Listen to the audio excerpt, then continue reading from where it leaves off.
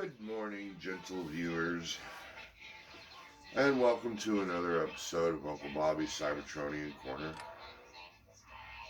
Before we get started, I'd ask you to give me a thumbs up, subscribe if you haven't, and drop a comment if you have a question or a comment, or if you want to tell me whatever, doesn't matter. Drop me a comment. On with the show. We have 5 bots left. Megatron, third party as a gun. Sharkticon with a Decepticon symbol on his belly. So his actual name is Gnaw. Then we have G1 Thundercracker, Starscream, the Studio Series 86, and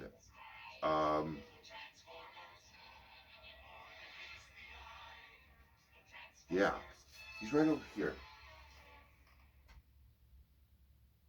Clip Jumper.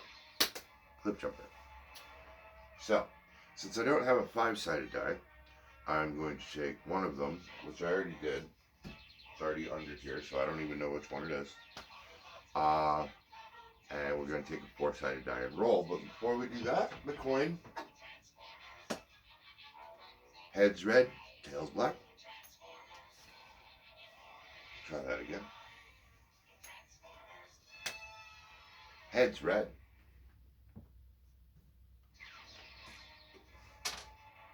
One. So it is not Megatron as a gun. It is not Starscream. And it is not Clip Jumper. That means it's G1 Thundercracker. So we're gonna move that giant bottle of Mountain Dew. We're going to stand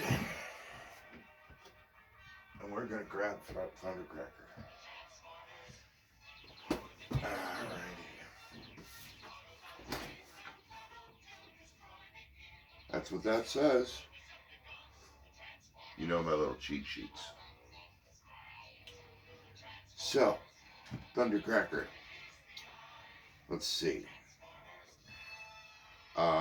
Made in 1983 by Takara in Japan. Came over to Hasbro in 1984. He is a F-15 Eagle, and he's part of the Seekers. The Seekers are Starscream,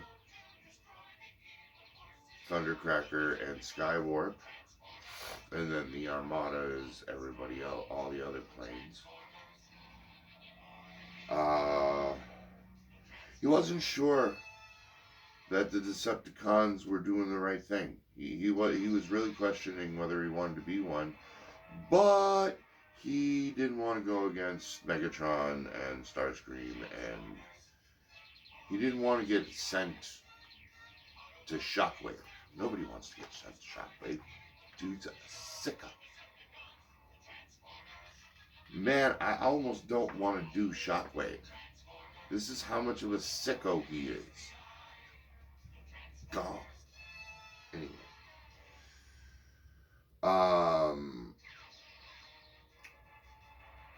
So he didn't say anything, but he really didn't. He didn't think the Decepticons were doing the right thing.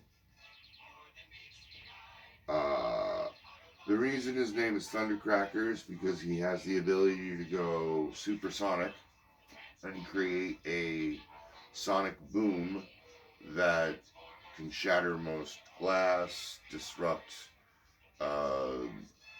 small wave electronics, things of that nature, which is why his name was Thundercracker. But that was never used in the comic book, or most comic books. It was never used in the TV show, and the few iterations that he had in the movies. Wasn't used then either. But whatever. He's the blue and black one. Thundercracker. Now, Skywarp is the purple and black one, and Starscream is the red and gray one.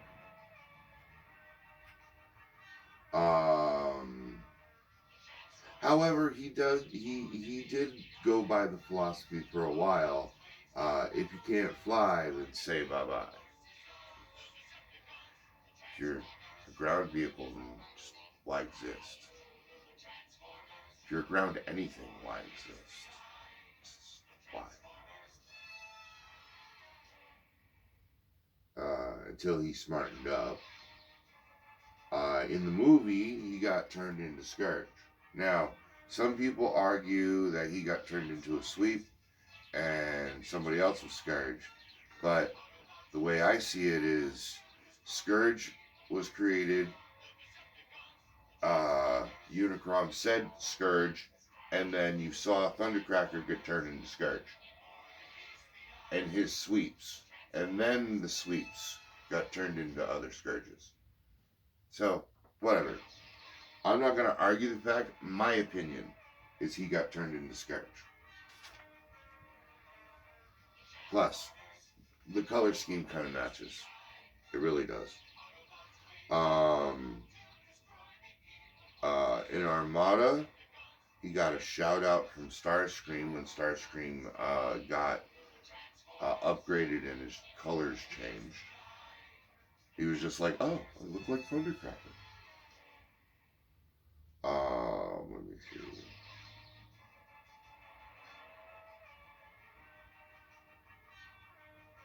And then in the IDW comic books, he had a really big role where Megatron was going to blow up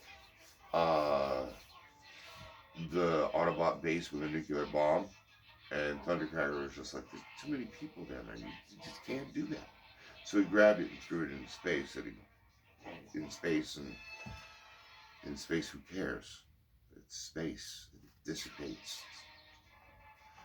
It's like putting a drop of mercury in the ocean.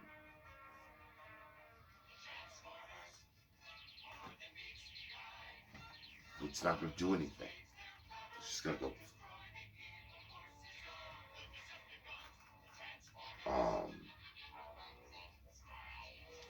And yeah, Skywarp didn't like that, so he shot him down.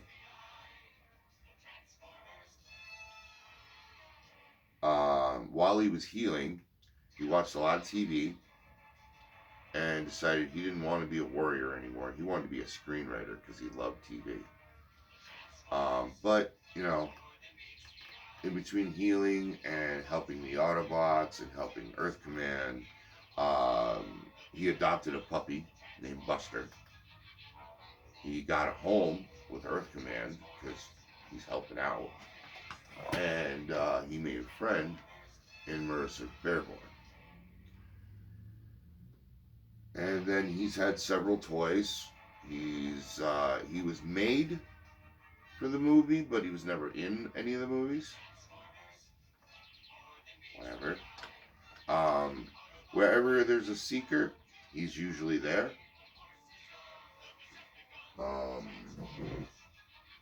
Yeah, that's about it on G1 Thundercracker.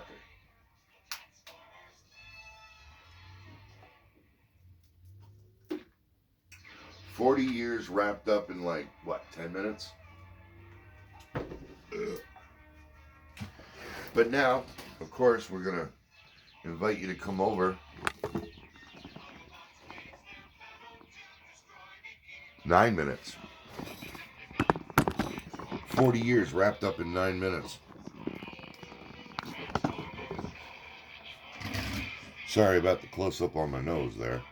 Anywho, his head does not turn because it is part of the cockpit.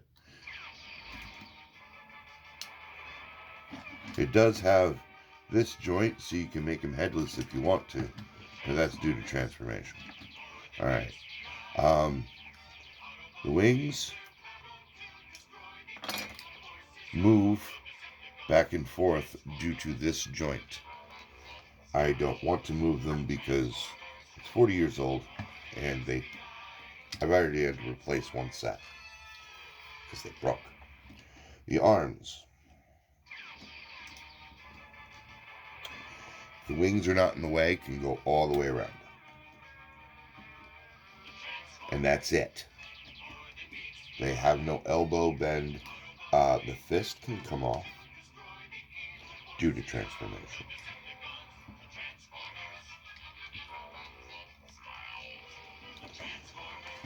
Now, he's supposed to have these things that when you press the button, the missile fires and all that. In the show, they all had null rays. Alright, so I believe these belong to Cloud Cover, but they look better on Thundercracker. Legs, don't move. Toes, go up due to transformation.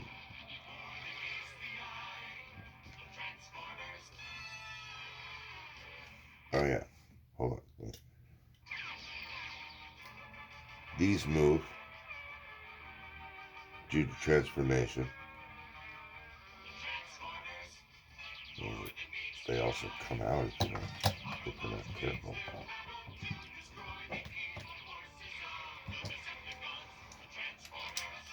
Okay.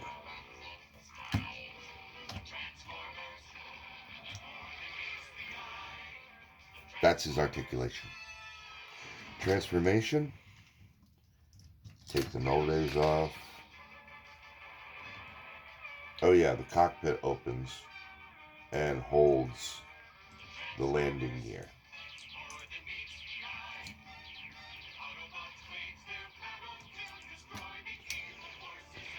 Take the landing gear out. Take the fists off. You're done parts forming, right? No. Take the wings off. Alright. Now that you got all that off, straighten the head and go like this. Then bend it again. Because you're going to have to do this. Bam. Then make that one unit. See how I did that? Alright. Straighten the arms.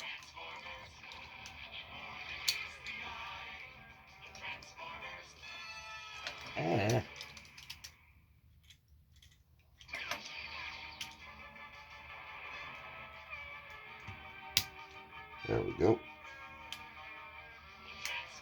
Now, normally, this little clip right here held in right there, but that was 40 years ago. So it doesn't like doing that anymore. Anywho, so then you take the feet and you flop them in. You take these and you turn them. Then you take the wings. Oh yeah. These knobs, straighten them out. Now normally you would do that with the wing in, but yeah, no. Okay, and before we put the wings on, we're going to take the null ray, plug it in right there. Then we're going to take that wing and plug it in right there. We're going to take that null ray, plug it in right there. We're going to take this wing and we'll plug it in right here.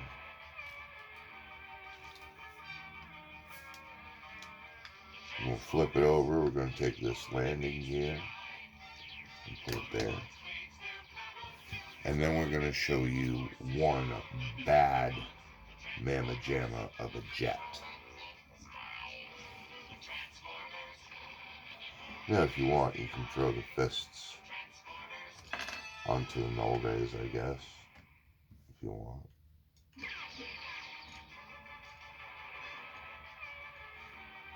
They don't seem to want to stay.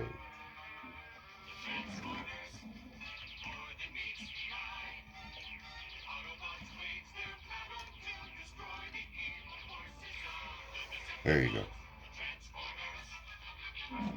But seriously, you just put the fists somewhere. And that is his transformation. So, whoa, come back here. Other than that, there's not much to say about Thundercracker. There's nothing else to do with Thundercracker except turn him back into a Decepticon. Or I should say, turn him back into a cybertronian. Because in either mode, he's still a Decepticon. And put him back on the shelf because he's 40 years old. And I was kind of dreading.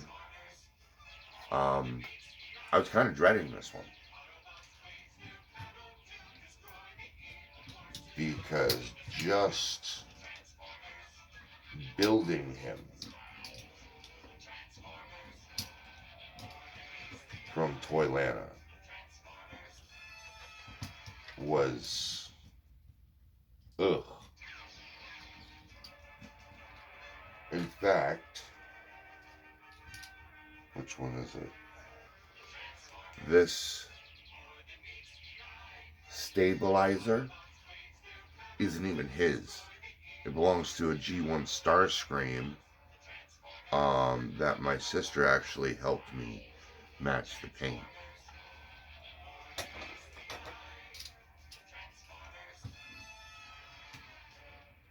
Because I couldn't find that side stabilizer.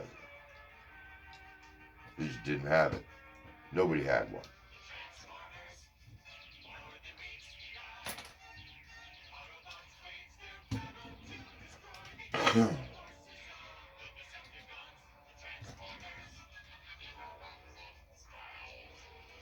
Now, some kids did that, transformed him like this, and that's how the cone heads were created. Well, the Transformer cone heads. I don't know about the movie one. Alright. So we take these knobs and flap them back a little bit. I think that's a little much. There we go. And you plug the wings back in so they're behind the arms.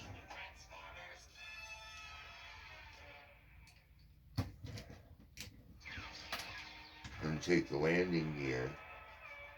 Oh yeah. $20 for this.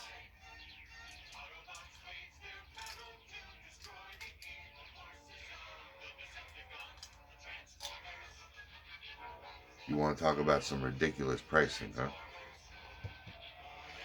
Well, that's Thundercracker. And that is this week's Cybertronian Corner. I want to thank you for joining us this week. He wants to thank you because other than IDW, he really didn't get any special treatment. There's a couple episodes, in this one, a couple episodes in that one, a couple episodes in the G1 where he was mentioned or he was featured, but nothing like Starscream or Bumblebee or Wheeljack or any of those. He's usually a background goon. So, or as Starscream likes to say, one of his seekers.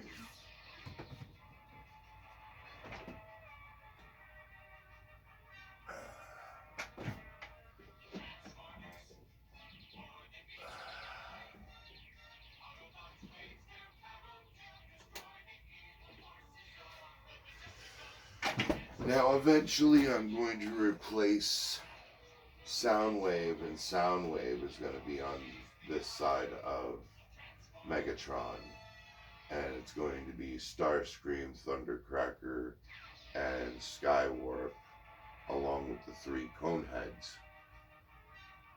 And then on this side, it's going to be Soundwave,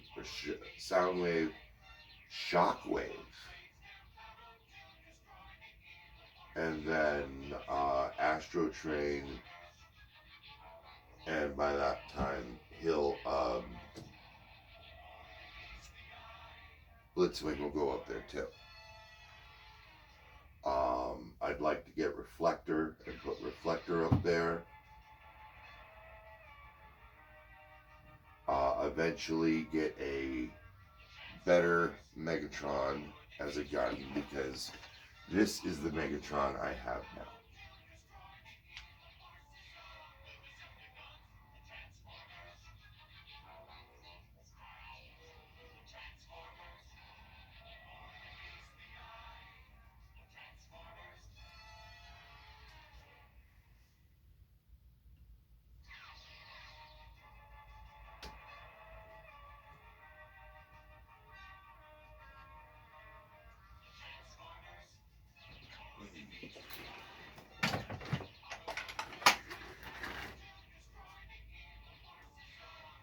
This is the size of my average bot.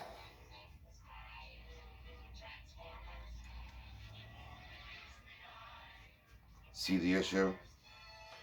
I have to go with a third party, I believe it's APC, I'm not sure. Hey, I like APC products, I'll put it that way. Arachne is beautiful. Arachnid, she's gorgeous. I am looking for third party of these, the Insecticons from Prime, because those things they're shorter than Megatron. Get that. But that's neither here nor there. Thundercracker's where he belongs.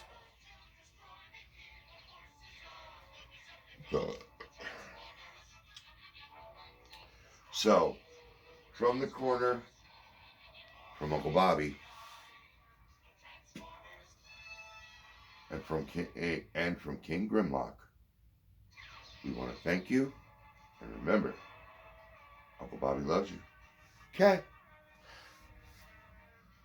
Later.